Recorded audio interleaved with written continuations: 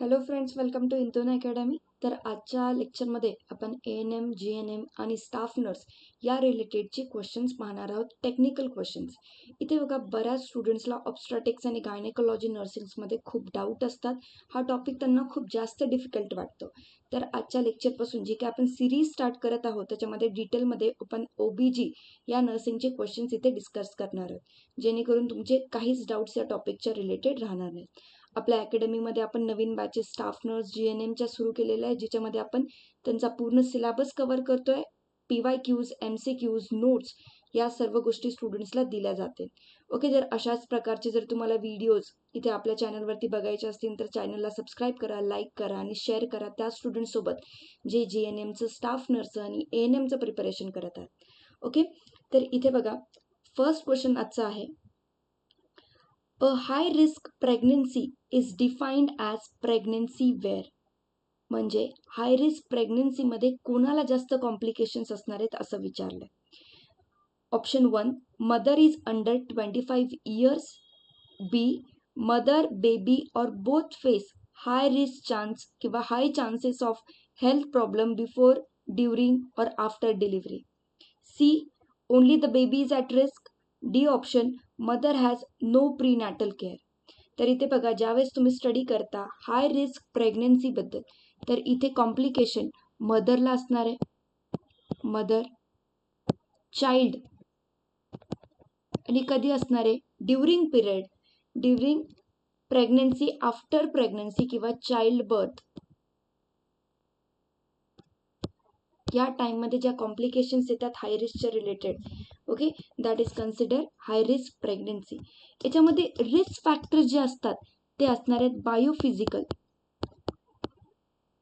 बायोफिजिकलमध्ये तुम्ही काय स्टडी करता? रिलेटेड टू जी काही न्यूट्रिशनल फॅक्टर्स असतात. जर मदरमध्ये ॲनिमिया असेल तर त्याच्यामुळे प्रॉब्लेम्स त्या लहान बाळाला, म्हणजे ज्या फिटस डेव्हलपमेंट आहे त्याच्यावरती पडू शकतात. काही जेनेटिक प्रॉब्लेम्स असतात, genetic problems, medical conditions, okay, या सर्व गोष्टी बायोफिजिकल प्रॉपर्टीजमध्ये येतात. त्यानंतर आहे maternal substance abuse. Maternal substance abuse. जर एखादी आई तर या टाईममध्ये अल्कोहोल कन्झ्युम करत असेल, ड्रग्स कन्झ्युम करत असेल, कॅफिनचं जास्त प्रमाणामध्ये जर इनटेक करत असेल तर त्या फिटसच्या डेव्हलपमेंटवरती प्रॉब्लेम येतात. आणि या सर्व गोष्टी म्हणजे बायोफिजिकल, त्यानंतर मॅटर्नल सबस्टन्स अब्यूज, याच्यामुळे काय होणार आहे? म्हणजे रिस्की फॅक्टर्स जास्त वाढतात ड्युरिंग प्रेग्नन्सी. आणि हाय रिस्क प्रेग्नन्सीमध्ये दोघांना कॉम्प्लिकेशन्स असणार आहे, आईला प्लस त्या बाळाला. ओके, तर याच्या प्रकारे सेकंड क्वेश्चन्स बघा. Which of the following is a biophysical risk factor in pregnancy. तर तुम्हाला माहिती पाहिजे बायोफिजिकल रिस्क फॅक्टर याच्यामधला कोणता आहे ऑप्शन्समधला. पॉवर्टी म्हणजे गरिबी, chromosomal anomalies, lack of education आणि डोमेस्टिक व्हायलन्स. तर याच्यामध्ये बघा, तुम्हाला सांगायचं आहे biophysical risk factor. Correct answer काय असणार आहे? तर option number B is the correct answer. Chromosomal abnormalities किंवा ॲनोमलीज हेच कशाच्या रिलेटेड असणार आहे? जेनेटिक लेवलवरती डिपेंड करतं. आणि जर तुम्ही बाकीचे फॅक्टर्स बघितले, पॉवर्टी किंवा लॅक ऑफ एज्युकेशन किंवा डोमेस्टिक व्हायलन्स, याच्यामुळे पण डेफिनेटली प्रेग्नन्सीवरती इम्पॅक्ट पडतात, पण त्यांना डिरेक्टली बायोफिजिकल म्हणू शकत नाही. तर या टाईपच्या कंडिशन्सला सोशो इकॉनॉमिक फॅक्टर्समुळे ह्या प्रेग्नन्सीवरती इम्पॅक्ट पडणाऱ्या गोष्टी आहेत. पण ज्यावेळेस तुम्ही बायोफिजिकलबद्दल बोलताय त्याच्यामध्ये आहे chromosomal anomalies, genetic factors, nutritional factors, आईमध्ये जर काही विटॅमिन्स, मिनरल्स कमी असतील तर त्याच्यामुळे त्या फिटसच्या डेव्हलपमेंटवरती प्रॉब्लेम येतात. आणि बायोफिजिकल याच्यामध्ये असणार आहेत क्रोमोझोमल ॲनोमलीज. त्यानंतर बघा, क्वेश्चन नंबर 3.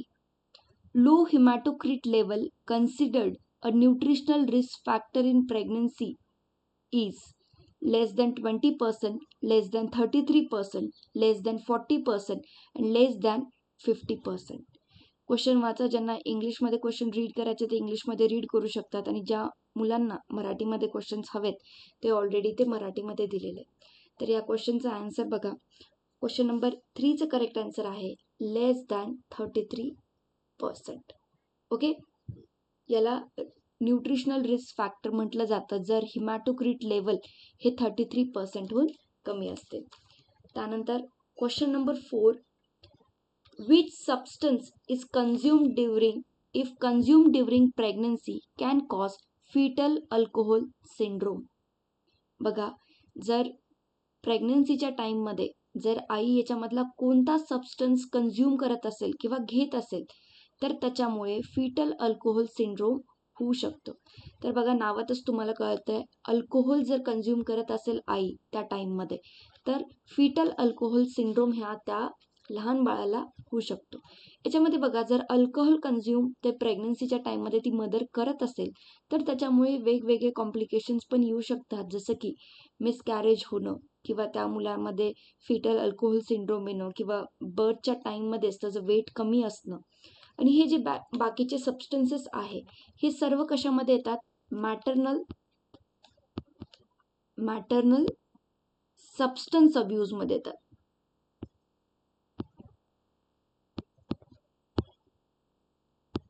याचा अर्थ काय?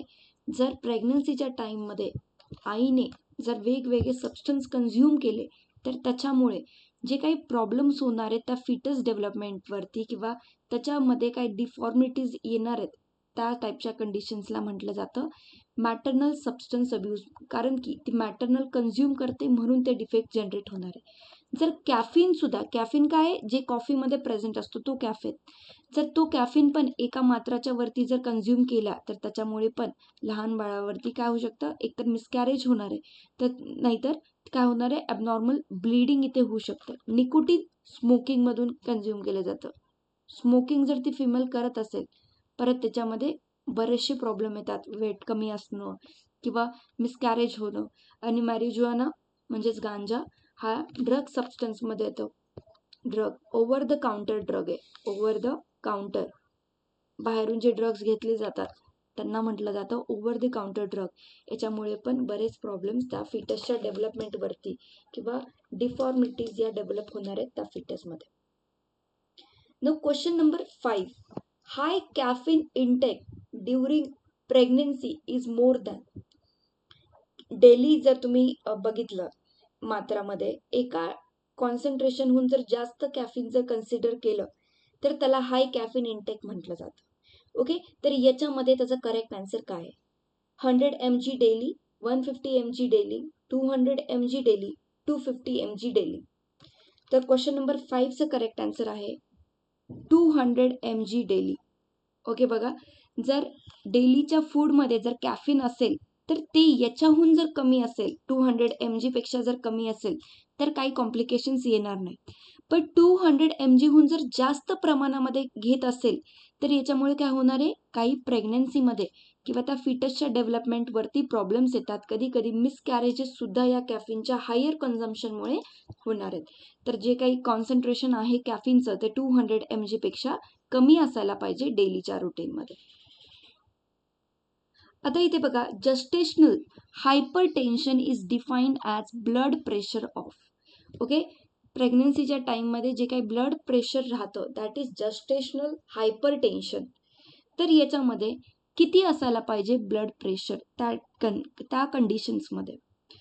130 to 85 mmHg or more after 16 week, 140 to 90 mmHg or more after 20 weeks, 150 to 95 mmHg or more after 24 weeks, 160 to 100 mmHg or more after 28 weeks. बघा, इथे जस्टेशनल हायपरटेन्शन हे जे बघितलं जातं, हायपरटेन्शन किंवा डायबेटिक कंडिशन ज्या प्रिव्हेंट करायच्या असतात प्रेग्नन्सीच्या टाईममध्ये, जर एका याच्यामध्ये ब्लड प्रेशर असा दिसत म्हणजे एवढ्या कॉन्सन्ट्रेशनमध्ये दिसत असेल तर त्याचं करेक्ट आन्सर काय? क्वेश्चन नंबर 6चा आन्सर असणार आहे बी. 140 to 90 mmHg दिसत असेल आफ्टर 20 वीक्स तर त्याला कन्सिडर केलं जातं जस्टेशनल हायपरटेन्शन. ओके, आणि या जस्टेशनल हायपरटेन्शनमुळे बऱ्याच टाईपच्या कंडिशन्स बघितल्या जातात. ओके, प्लासेंटल परवी आपण ते ऑलरेडी बघणार आहे. त्याच्यामुळे जे काही प्लासेंटाची अटॅचमेंट आहे त्या फिटससोबत त्याच्यामध्ये ॲबनॉर्मलिटीज येतात किंवा वजायनल ब्लिडिंग जे डिस्चार्ज होत राहतो during certain weeks of pregnancy, तर ते या हायपरटेन्शनमुळे होऊ शकतं. Now pre-eclampsia is categorised by hypertension with. Pre-eclampsia is categorised by hypertension with. Pre-eclampsia बघा, ही अशी कंडिशन असते प्रेग्नन्सीच्या टाइममध्ये जी कॉम्प्लिकेटेड असते किंवा सिव्हिअर कंडिशन आहे, ज्याच्यामध्ये ब्लड प्रेशर जो असतो तो खूप जास्त प्रमाणामध्ये बघितला जातो. ब्लड प्रेशर आणि ब्लड प्रेशर काय असतो, जे काय आर्टरीज मधून ब्लड फ्लो होणार आहे, तर हे आर्टरीज कमी याच्यामध्ये असतील किंवा डायलेट कॉन्स्ट्रिक्टेड असतील, जो काही प्रेशर या आर्टरीजच्या वॉलवरती एक्झर्ट होणार आहे, that is non as hypertension. Okay, तर प्री इक्लॅम्सियामध्ये आपण बघतो की ब्लड प्रेशर जास्त प्रमाणामध्ये आहे, पण त्याच्याबरोबरच कोणती अजून एक कंडिशन इथे बघितली जाते. Proteinuria after 20 weeks, glycosuria after 20 weeks, haematuria after 20 weeks आणि बॅक्टेरियुरिया आफ्टर 20 वीक्स. तर बघा, इथे खूप इम्पॉर्टंट गोष्ट ही तुम्हाला माहिती असणं की ब्लड प्रेशर किती असणार आहे हायपरटेन्शनमध्ये, जस्टेशनल हायपरटेन्शनमध्ये. आणि प्री इक्लॅम्सियामध्ये proteinuria after 20 weeks is the correct answer. प्रोटीन्युरियाचा अर्थ काय आहे, जे काही युरिन रिलीज केलं जातं त्याच्यामध्ये प्रोटीन्स प्रेझेंट असणं. ओके, दॅट इज प्रोटीन्युरिया, जे बघितलं जाणार आहे आफ्टर 20 वीक्स इन प्री इक्लॅम्सिया. ग्लायकोज्युरियाचा अर्थ काय, ग्लुकोज प्रेझेंट असणारे युरिनमध्ये. हिमॅट्युरिया म्हणजे युरिनमध्ये प्रेझेंट असणारे ब्लड सॅम्पल. आणि बॅक्टेरियुरिया जे ऑलरेडी बघितल्या जातात युरिनरी ट्रॅक इन्फेक्शनमध्ये. ओके, UTI मध्ये बॅक्टेरिया प्रेझेंट असणार आहे युरिन सॅम्पलमध्ये आफ्टर 20 वीक्स. तर प्री इक्लॅम्सियामध्ये प्रोटीन्युरिया असणार आहे after 20 weeks with hypertension. Okay, now question number 8. HELLP syndrome stands for. याचा फुल फॉर्म सांगायचा आहे. HELLP सिंड्रोम मध्ये काय काय गोष्टी इन्क्लुडेड आहेत. हिमोलायसिस, इलिव्हेटेड लिव्हर एन्झाईम आणि low platelets. Option B hypotension, elevated LDH low protein. Option C haemolysis, elevated LDL, low phosphorus. Option D hypoglycaemia, elevated liver and low potassium. HELLP, तर याचा correct answer असणार आहे haemolysis, elevated liver enzyme आणि low platelets. Okay, option number 1 is the correct answer. Okay,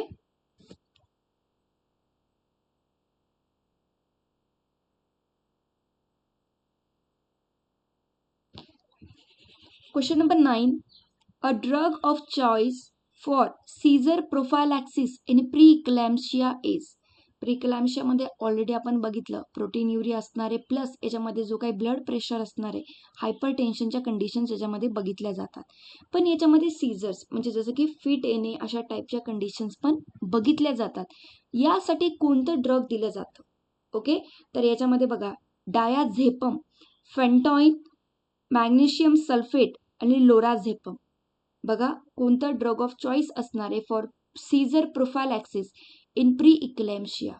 okay, या सगळ्या शब्दांचे अर्थ तुम्हाला माहिती, सीझर्स काय आहेत किंवा प्री इक्लॅम्सिया काय आहे हे सगळं इथे तुम्हाला माहिती. तर याच्यासाठी जो ड्रग दिला जातो, तर याचं क्वेश्चन नंबर 9चं करेक्ट आन्सर आहे magnesium sulphate. Okay, magnesium sulphate दिलं जातं जे सीझर्स आणि प्रीक्लॅम्सियाच्या कंडिशन्स आहेत त्यांना कमी करण्यासाठी during pregnancy. Now question number 10. Eclampsia is defined as pre-eclampsia with severe headache, convulsions, visual disturbance आणि edema.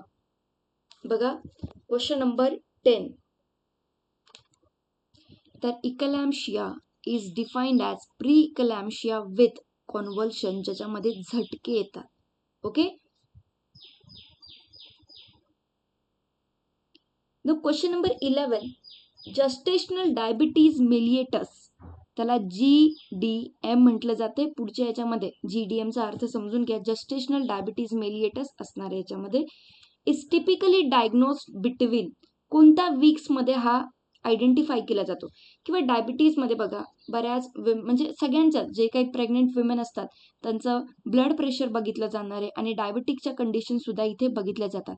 शुगर लेवलवरती क्वेश्चन पुढे असतील की किती शुगर त्या याच्यामध्ये पाहिजे किंवा जास्त याच्यामध्ये त्यांना जस्टेशनल डायबिटीज मेलिएटस आहे हे कन्सिडर केलं जातं. पण या कोणत्या वीकमध्ये याचं डायग्नोसिस किंवा चेकिंग केलं जातं? 10 to 14 week, 16 to 18 weeks, 24 to 28 weeks, 32 to 36 weeks. तर बघा क्वेश्चन नंबर 11 याचं करेक्ट आन्सर काय असणार आहे?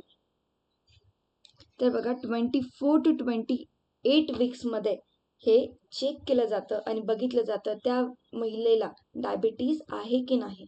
कारण की डायबिटीजच्या कंडिशन्स असतील तर त्याच्यामुळे त्या फिटसवरती, त्याच्या डेव्हलपमेंटवरती, त्याच्या वजनावरती पण बऱ्याच गोष्टी इम्पॅक्ट करणार आहेत. ते आपण पुढच्या क्वेश्चन्समध्ये बघूयात. Now question number 12. Which of the following is not a complication of GDM for a newborn? बघा जर त्या आईमध्ये डायबिटिक्सच्या कंडिशन्स असतील तर त्याच्यामुळे त्या लहान मुलावरती काही इम्पॅक्ट्स पडणार आहेत. तर त्याच्यामधला कोणता हा बरोबर नाही हा तुम्हाला इथे सांगायचा आहे. मायक्रोसोमिया, हायपोग्लायसेमिया, रेस्पिरेटरी डिस्ट्रेस आणि हायपोस्पॅडिडियस. बघा इथे काय आहे, तर याच्यामध्ये करेक्ट जे आन्सर आहे की GDM म्हणजे जस्टेशनल डायबिटीज मिलिएटस. त्या आईला जर डायबिटीज असेल तर त्या मुलांवरती कोणत्या कॉम्प्लिकेशन येत नाही असं विचारलंय. तर याचं करेक्ट आन्सर काय? हायपोस्पेडियस. बघा हायपोस्पेडियसची कंडिशन काय असते, याच्यामध्ये जे युरेथ्रल जे मोस्टली मेल्समध्ये बघितली जाते, जे त्यांचं युरेथ्रल ओपनिंग असतं नॉर्मल केसमध्ये बघितलं जातं पेनिसच्या टिपवरती युरेथ्राचं ओपनिंग असतं.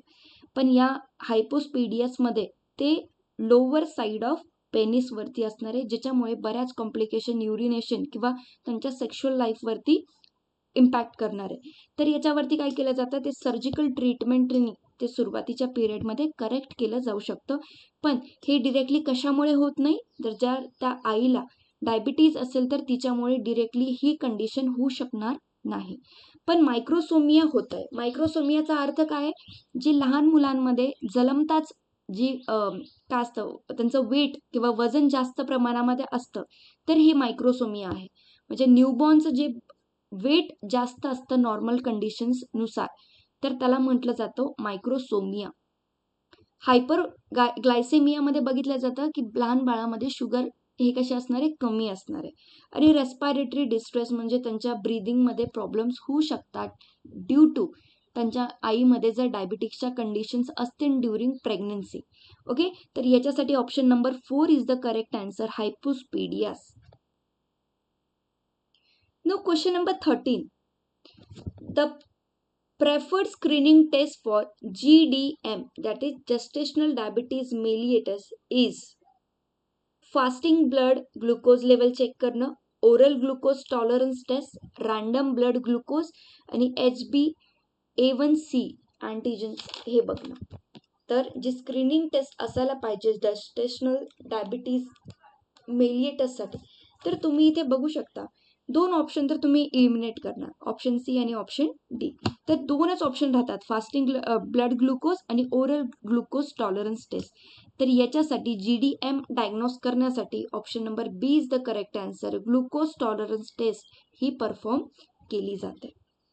ओके, आता question number 14. A fasting blood glucose of which level greater or equals to mg per dl is diagnostics of GDM. तर डिरेक्टली तुम्हाला इथे विचारलंय की ज्यावेळेस फास्टिंग म्हणजे उपाशी पोटीची जर ग्लुकोज लेवल चेक केली तर ती कितीपेक्षा जास्त असायला पाहिजे किंवा किती इक्वल्स असायला पाहिजे, ज्यावेळेस तुम्ही म्हणू शकता त्याला त्या आईला जस्टेशनल डायबिटीज मिलिएटस आहे. तर याच्यामध्ये बघा फास्टिंग ग्लुकोज लेवलसाठी याचं करेक्ट आन्सर असणार आहे क्वेश्चन नंबर 14चं 126 mg per dl. Okay, option number C is the correct answer. आताच आपण बघितलं की मायक्रोसोमिया ओके, जे काही मी तुम्हाला एक्सप्लेन करतेय ऑप्शन्समध्ये ते सुद्धा तुम्हाला नोट डाऊन करून घ्यायचं आहे. मायक्रोसोमियाचा अर्थ काय आहे? जे जन्मताच मुलांमध्ये वेट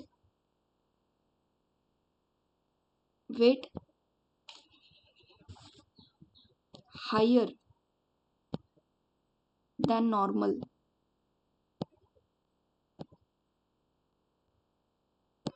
ओके, जे बाळ जन्मतात त्यांचं नॉर्मल वेट किती रेंजमध्ये असायला पाहिजे हे तुम्ही मला कमेंट बॉक्समध्ये सांगायचं आहे. जर किती लेवलहून जास्त असेल तर त्याला मायक्रोसोमिया असं कंडिशन्समध्ये इन्क्लूड केलं जातं. बघा इथं option 1 3.5 kg, option B 4 kg, C 4.5 kg and option D 5 kg. Question number 15चं करेक्ट आन्सर काय असणार आहे? तर याचा आहे ऑप्शन नंबर बी 4 kg हून जास्त असलेल्या कंडिशन्सला मायक्रोसोमिया असं म्हटलं जातं. Question number 16. In pregnancy anaemia is defined as haemoglobin less than. प्रेग्नन्सीच्या टाईममध्ये बऱ्याच महिलांना ॲनिमियाच्या कंडिशन्स बघितल्या जातात. मग याच्यामध्ये किती ब्लड ग्रुप म्हणजे किती ब्लड हिमोग्लोबिन कमी असल्यावरती असं म्हटलं जातं की त्या महिलेमध्ये ॲनिमियाच्या कंडिशन्स आहेत. तर ऑप्शन्स आहेत ए 10 g/dl, 11 g/dl, 12 g/dl and 13 g/dl. तर इथे करेक्ट आन्सर काय असणार आहे? क्वेश्चन नंबर 16 मध्ये बघा, जर 11 g/dl हून जर कमी हिमोग्लोबिन असेल तर या महिलांना म्हटलं जातं त्यांना ॲनिमियाच्या कंडिशन्स आहेत. Okay, 11 g/dl is the correct answer. Now question number 17. The most common cause of anemia in pregnancy is. Anaemia कोणत्या कारणांमुळे प्रेग्नन्सीच्या टाइममध्ये मोस्टली होतं? तर याचं बघा, विटॅमिन B12 डेफिशियन्सीमुळे होणारे ॲनिमिया, आयर्न डेफिशियन्सीमुळे होणारे, फॉलिक ॲसिड डेफिशियन्सीमुळे होणारे, का हिमोलायटिक ॲनिमियामुळे होणारे. तर 1 मिनिट पॉज करा, बघा इथे करेक्ट आन्सर काय असणार आहे क्वेश्चन नंबर 17 मध्ये. तर जर तुम्ही नॉर्मली बघितलं ॲनिमियाच्या कंडिशन्समध्ये काय असतं, ज्यावेळेस आयर्नचं लोह ज्यावेळेस आपल्या शरीरामध्ये कमी असतो त्यावेळेस ॲनिमिया बघितला जातो. याचं करेक्ट आन्सर आहे option number B, that is iron deficiency. बघा इथे विटॅमिन B12च्या डेफिशियन्सीमुळे पण काही प्रमाणामध्ये आपल्या बॉडीमध्ये काय होतात, ॲनिमिया होतात. पण त्याला काय म्हटलं जातं, मेगॅलोब्लास्टिक ॲनिमिया. ओके, हे लिहून घ्यायचं म्हणजे पुढच्या क्वेश्चन्समध्ये याच्या रिलेटेड काही डाऊट्सच नाही राहिले पाहिजे तुम्हाला. विटॅमिन B12 मुळे काय होऊ शकतं, मेगॅलोब्लास्टिक ॲनिमिया होऊ शकतं. Folic acid deficiency. Okay, folic ॲसिडलाच काय कोणता विटॅमिन म्हटलं जातं, व्हायटॅमिन B9 असं म्हटलं जातं. ओके, याच्यामुळे पण होऊ शकतात पण डिरेक्टली ॲनिमियाच्या कंडिशन्स बघितला नाही जात. हिमोलायटिक ॲनिमिया म्हणजे काय, जेवढ्या प्रमाणामध्ये आपल्या बॉडीमध्ये RBCs बनतायत, म्हणजे कोणामधून बनतात, बोन मॅरोमधून हे बनले जातात RBCs, त्या रेटहून जास्त रेटमध्ये ते स्प्लीनमध्ये डिस्ट्रॉय होत आहेत.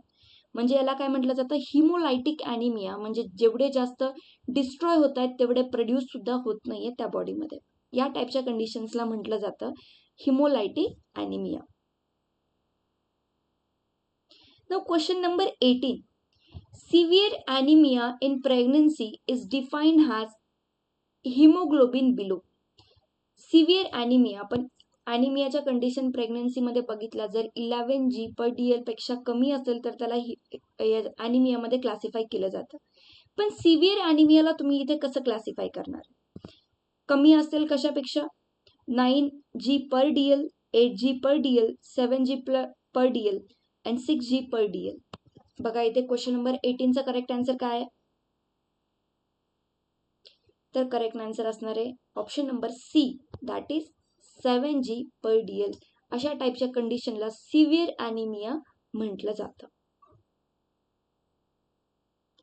The question number 19. The recommended daily iron supplement during pregnancy is.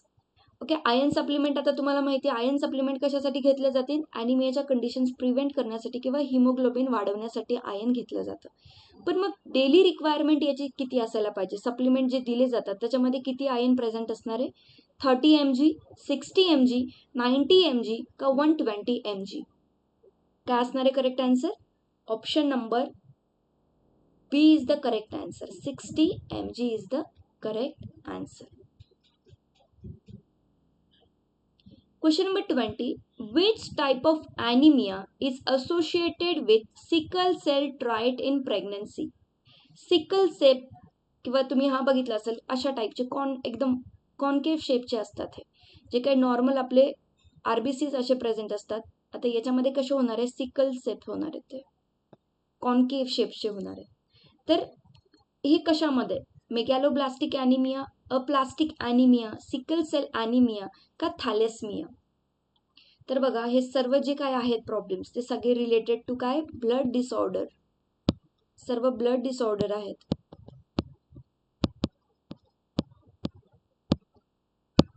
Is a correct answer आहे option number C, that is sickle cell anaemia is associated with sickle cell traits in pregnancy. तर बघा इथं मेगॅलोब्लास्टिक vitamin कोणत्या याच्यामुळे कमी असल्यामुळे होतो? Vitamin B12 कमी असल्यामुळे होतो. अप्लास्टिक ॲनिमियामध्ये तुम्हाला हे लक्षात ठेवणं गरजेचं आहे, जे काही हिमॅटोपोएटिक स्टेम सेल्स असतात जर ते बॉडीमध्ये कमी असतील, इन बोन मॅरोमध्ये यांचं जर प्रोडक्शन कमी असेल तर अप्लास्टिक ॲनिमिया होऊ शकतो. आणि थॅलॅसमिया ही सुद्धा कशी आहे? ब्लड डिसऑर्डर आहे, ज्याच्यामध्ये काय होणार आहे? स्पेसिफिक जे काही ग्लोब्युलिन असतात, ग्लोब्युलिन प्रोटीन चेन, जसे की अल्फा ग्लोब्युलिन, बीटा ग्लोब्युलिन, आणि जे कशासाठी इम्पॉर्टंट आहेत? हिमोग्लोबिन प्रोडक्शनसाठी इम्पॉर्टंट आहेत. हेच जर तिथे ॲब्सेंट असतील, ओके, तर हिमोग्लोबिन प्रोड्यूस नाही होणार. हिमोग्लोबिन नसेल तर बॉडीमध्ये जे काही ऑक्सिजन सप्लाय आहे तो प्रॉपरली होत नाही. तर हे कोणत्या कंडिशन्समध्ये बघितलं जातात? या कंडिशनला म्हटलं जातं थॅलेसमिया. ओके, तर sickle cell trait in pregnancy was related to sickle cell anaemia. Now question number 21. TORCH, TORCH infections do not include. पहिले तर तुम्हाला माहिती पाहिजे की टॉर्च इन्फेक्शन्स काय असतात. टॉर्च इन्फेक्शन्स बॉडीमध्ये अशा टाईपचे इन्फेक्शन्स नॉर्मली नसतात. प्रेग्नेंट वुमेनमध्ये अशा टाईपचे इन्फेक्शन्स जे त्या लहान मुलापर्यंत, ज्या फिटसपर्यंत ट्रान्सफर होऊ शकतात, अशा टाईपच्या इन्फेक्शन्सला काय म्हटलं जातं? Torch infection. म्हणजे प्रेग्नेंट मदर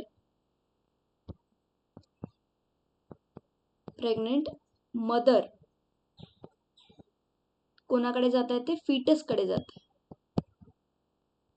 एवढं लक्षात घ्या. तर याच्यामध्ये आता हे जे तुम्हाला ऑप्शन्स दिलेत याच्यामध्ये कोणता इन्क्लुडेड नाही? टॉक्झोप्लाझ्मोसिस, रुबेला, ट्युबरक्युलोसिस आणि सायटोमेगॅलोव्हायरस याच्यामध्ये कोणता टॉर्च इन्फेक्शन नाही? तर बघा इथे ट्युबरक्युलोसिस नसणार आहे.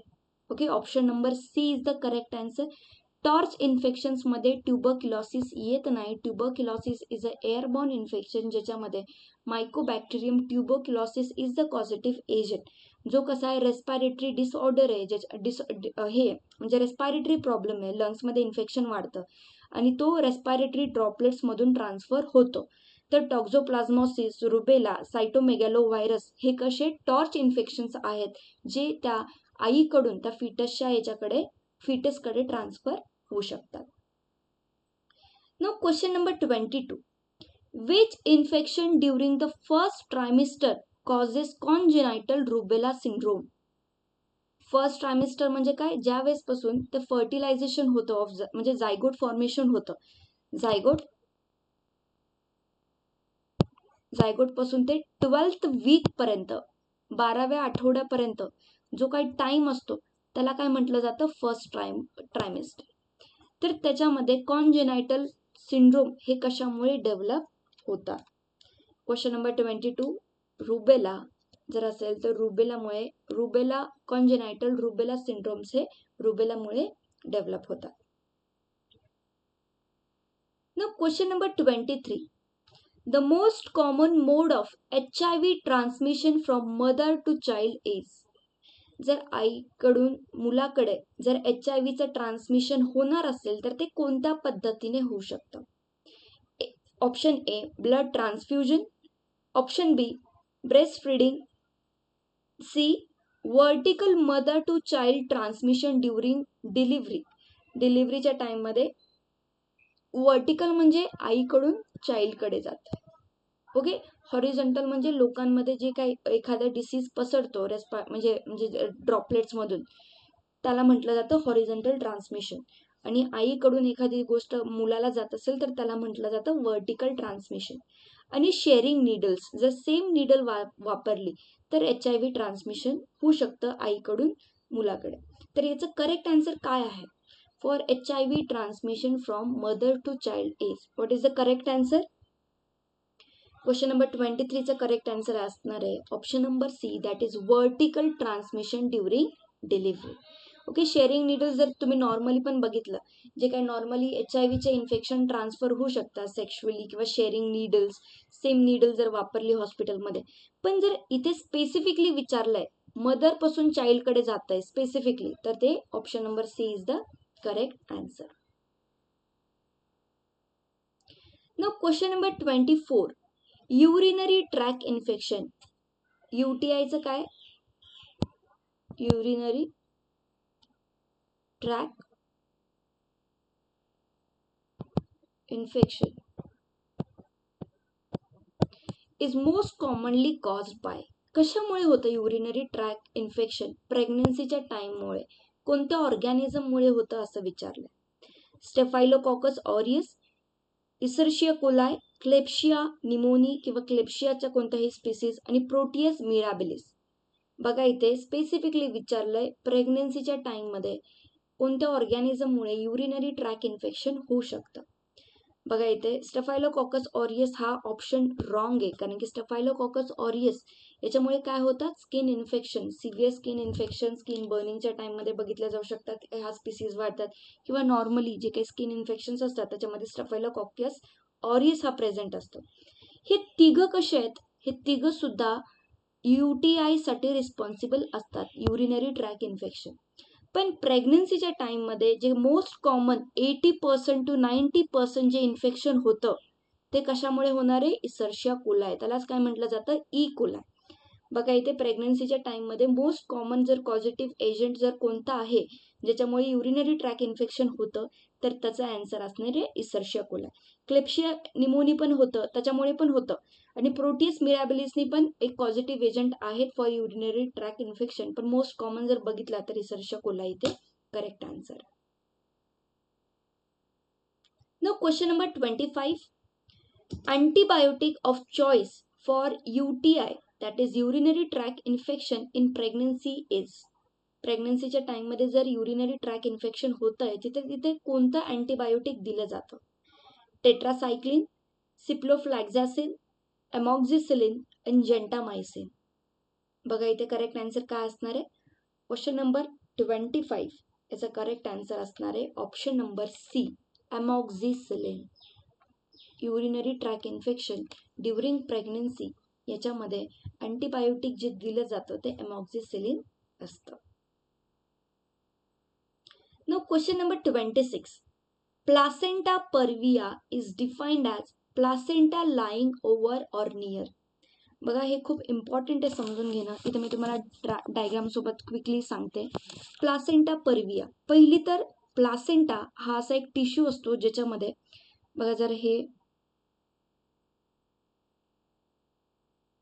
याच्यामध्ये जर असा आतमध्ये जर एक बाळ असा ग्रो होणार आहे तर याच्यामध्ये बघा जो एक प्लासेंटा असतो, नॉर्मल याच्यामध्ये प्लासेंटा असा प्रेझेंट असतो, जो टिश्यू ज्याच्यापासून अंबॅलिकल कॉर्ड अटॅच होते त्या बाळाला. तर याच्यामध्ये ज्यावेळेस प्लासेंटा वरती प्रेझेंट असतो, ओके, याला काय म्हटलं जातं? ही नॉर्मल कंडिशन आहे, जिथे वरच्या साईडला प्रेझेंट असणार आहे तर त्याला म्हटलं जातं फंडस पर्यंत प्रेझेंट आहे. आता इथे असणार आहे इंटरनल OS. आता खालच्या साईडला बघा इथे ही काय सर्विकल ओपनिंग, जर या साईडला जर प्रेझेंट असेल प्लासेंटा तर हे ब्लॉक करतं. ही जे सर्विक्स आहे ज्याच्यामधून हे बाळाचं डोकं जे असतं ते काय इथून रिलीज होणार. पण जर इथे प्लासेंटा प्रेझेंट असेल तर याला काय होतं तर ब्लॉकेज होतं. ही खूप सिव्हिअर टाईप ऑफ प्रेग्नन्सी म्हटल्या जातात आणि याच कंडिशनला काय म्हटलं जातं प्लासेंटा परविया. याच्यामध्ये काय असणार आहे जो काय प्रेझेंट असणार आहे प्लासेंटा तो कुठल्या खालच्या साईडला प्रेझेंट आहे म्हणजे इंटरनल ओएस याला म्हटलं जातं. तर ते जर तुम्ही बघितलं जर ते या साईडला जर प्लासेंटा प्रेझेंट या साईडला आहे याला काय म्हटलं जातं अँटेरियर म्हणजे इथून या प्लासेंटापासून अम्बॅलिकल कॉर्डपर्यंत ती ही अटॅच असते बेबीला. तर याला म्हटलं जातं anterior wall. Okay.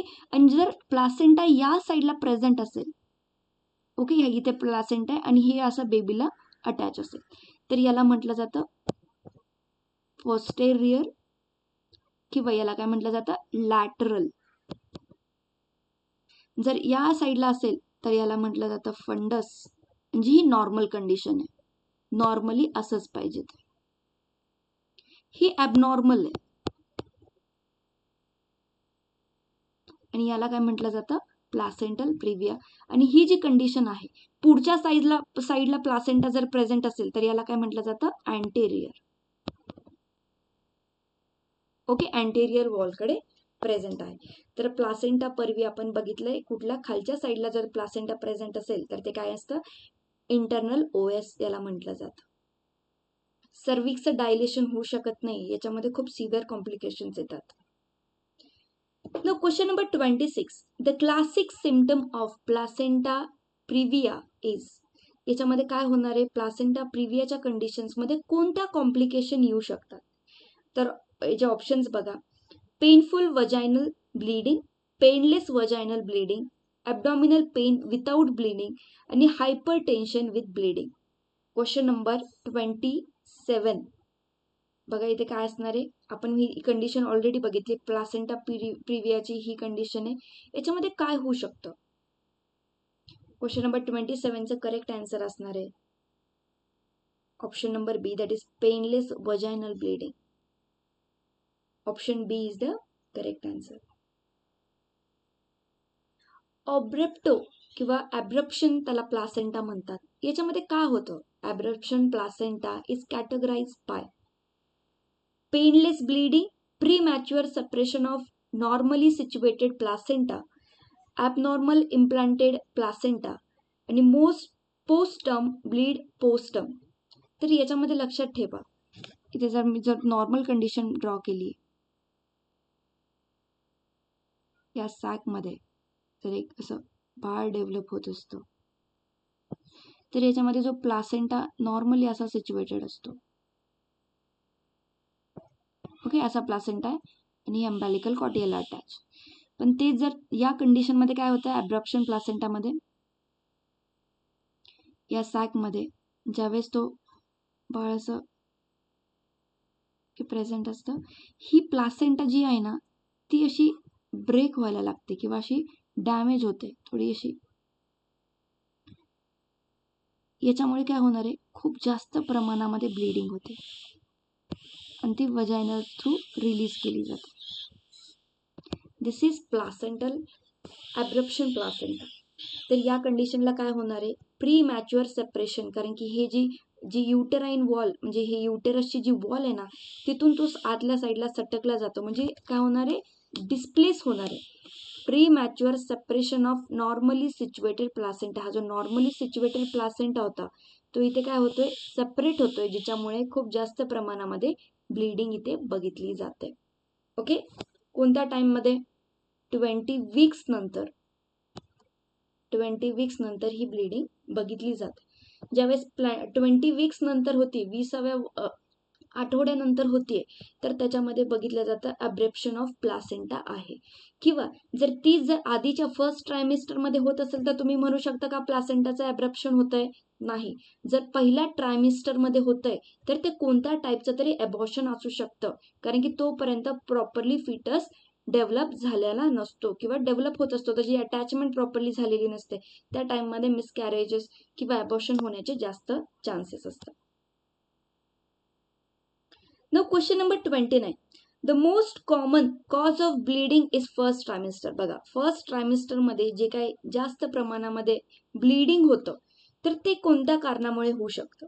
Placenta प्रिव्हिया, ॲब्रप्टो placenta, spontaneous abortion आणि एक्टोपिक प्रेग्नन्सी. बघा इथे प्लासेंटा प्रिव्हियाचा तुम्हाला अर्थ माहिती आहे, म्हणजे ॲबनॉर्मल म्हणजे प्लासेंटाची प्लेसमेंट असते, म्हणजे कुठल्या साईडला तिथं सर्विक्सचं ओपनिंग आहे, डायलेशन होऊन ज्यावेळेस बेबीचं डोकं बाहेर यायला पाहिजे त्या साईडला जर प्लासेंटा प्रेझेंट असेल तर त्या कंडिशनला म्हटलं जातं प्लासेंटा प्रिव्हिया. ॲब्रप्टो प्लासेंटा बघितलंय की कसं काही सेपरेशन होतं, याच कंडिशनमध्ये बघितलं की प्लासेंटाचं सेपरेशन होतं युटराईन वॉलपासून, ते कसं आहे ॲबनॉर्मल. आता ही कोणत्या टाइममध्ये होत आहे? फर्स्ट ट्रायमिस्टर. फर्स्ट ट्रायमिस्टर टाइम काय सांगितलंय तुम्हाला? झायगोट फॉर्मेशन पासून कुठल्या 12व्या आठवड्यापर्यंत, फर्स्ट 12व्या आठवड्यापर्यंत. आणि इथं मी तुम्हाला सांगितलं होतं कुठल्या 20व्या, हे 20th वीक्स पासून असं होऊ शकतं ॲब्रप्टो प्लासेंटा, म्हणजे हे ऑप्शन नाही. आता इक्टोपिक प्रेग्नन्सी, आता जे काही तुम्ही बघितलं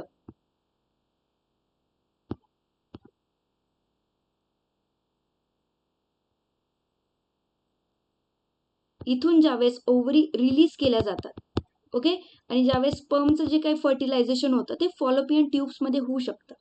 फॉलोपियन ट्यूब्समध्ये फर्टिलायझेशन झाल्यानंतर तरी सुद्धा जायगोट जो काही फॉर्मेशन, त्याचे काही जायगोट सेटलमेंट किंवा पूर्ण जे आहे ते युटेरसमध्येच डेव्हलपमेंट होणार आहे. पण ही नॉर्मल कंडिशन आहे. जरी फर्टिलायझेशन कुठं होत आहे?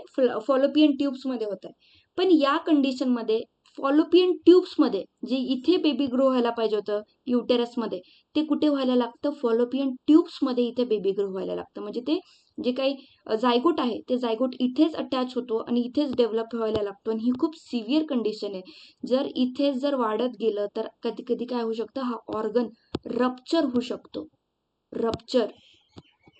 रप्चर झाल्यामुळे हा स्ट्रक्चर ब्रेक होऊन खूप सिव्हिअर ब्लिडिंग किंवा ब्लड लॉस, हिमोरेजिक कंडिशन्स इथे बघितल्या जातात. अशा टाईपच्या कंडिशनला म्हटलं जातं एक्टोपिक प्रेग्नन्सी. आणि ती फर्स्ट ट्रायमिस्टरमध्ये जर कोणती कंडिशन असेल तर त्याला म्हटलं जातं स्पॉन्टेनियस ॲबॉर्शन. ॲबॉर्शन झालं फर्स्ट ट्रायमिस्टरमध्ये या टाईममध्ये तर त्याच्यामध्ये खूप जास्त ब्लिडिंग होतं. तर एक्टोपिक प्रेग्नन्सीमध्ये लगेच ब्लिडिंग होतंय का? नाही. तो ज्यावेळेस जास्त प्रमाणामध्ये वाढायला लागतो, वाढल्यानंतर तो स्ट्रक्चर ब्रेक होऊ शकतं, त्या टाइममध्ये होणार आहे, फर्स्ट ट्रायमिस्टरमध्ये होणार नाही. Question number 30. Hydatidiform mole is categorized by grape-like vesicles due to fetal chromosome abnormalities, abnormal trophoblastic proliferation, premature placental separation आणि युटराईन इन्फेक्शन. युटराईन इन्फेक्शन असणार आहे का हे? मोल रॉंग. प्रीमॅच्युअर प्लासेंटल सेपरेशन आपण काय बघितलं? त्याला ॲब्रप्टो प्लासेंटा म्हणतात, हे पण ऑप्शन रॉंग. फिटल क्रोमोझोमल ॲबनॉर्मलिटीज आणि ॲबनॉर्मल ट्रोपोप्लास्टिक प्रोलिफरेशन. आता इथे कंडिशन बघा, याच्यामध्ये जे काय आपलं युटेरस असतं, ओके, युटेरस ज्याच्यामध्ये बेबी ग्रो होणार आहे, तर याच्यामध्ये काय होतं?